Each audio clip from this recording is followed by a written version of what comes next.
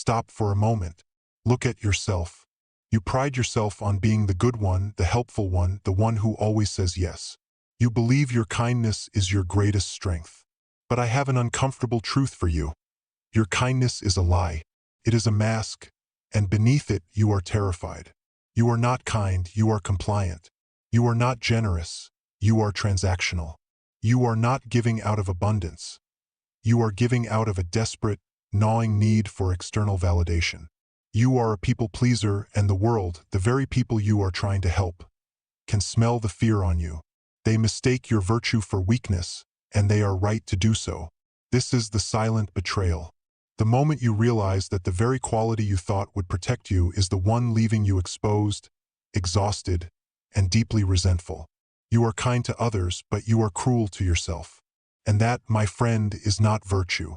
It is a slow, self-inflicted wound. The ancient Stoics understood this paradox better than anyone. They knew that true virtue, arete, is a rugged, self-sufficient thing.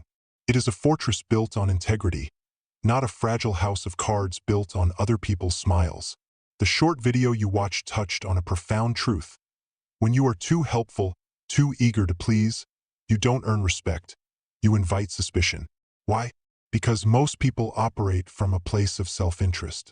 When they see someone acting purely for others, their mind, conditioned by a lifetime of transactional relationships, short-circuits. They ask, what does he want? What is the angle? This is the shadow side of human nature, and it is a reality you must face.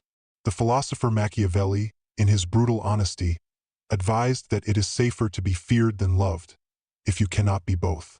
He wasn't advocating for cruelty, but for realism.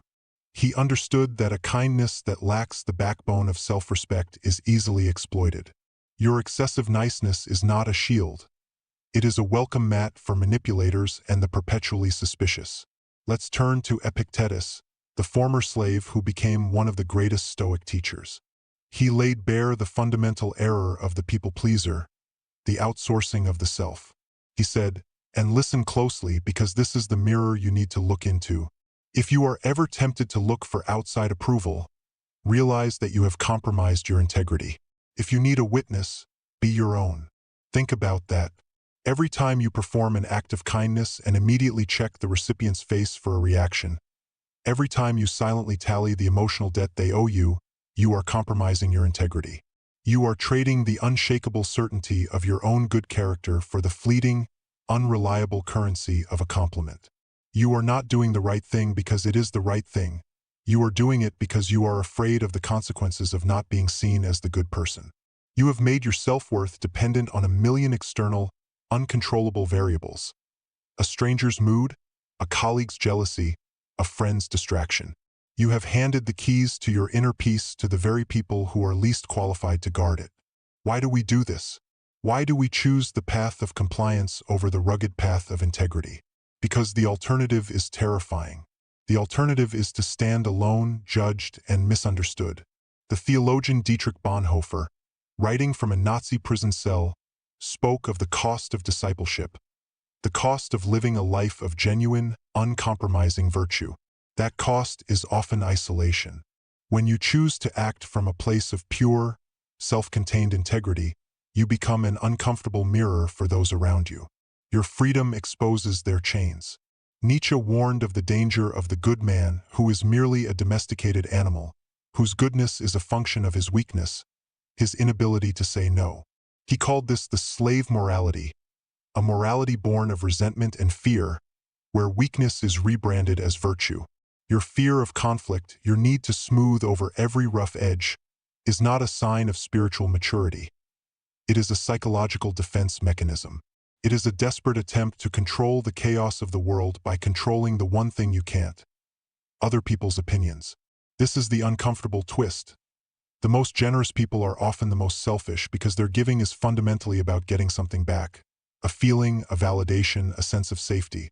The path out of this trap is not to stop being kind, but to become radically indifferent to the outcome of your kindness. This is the essence of Stoic power. Marcus Aurelius, the philosopher-emperor, taught us to retreat into the internal citadel. This is the fortress of your own mind, where no external event, No insult, no ingratitude, no misunderstanding can touch your core character. He reminds us that the only judgment that matters is the one you pass on yourself. The only witness you need is the one inside you. When you perform an act of genuine kindness, ask yourself, did I do this because it was right or because I wanted something back? If the answer is the former, then the act is complete. The reward is the act itself.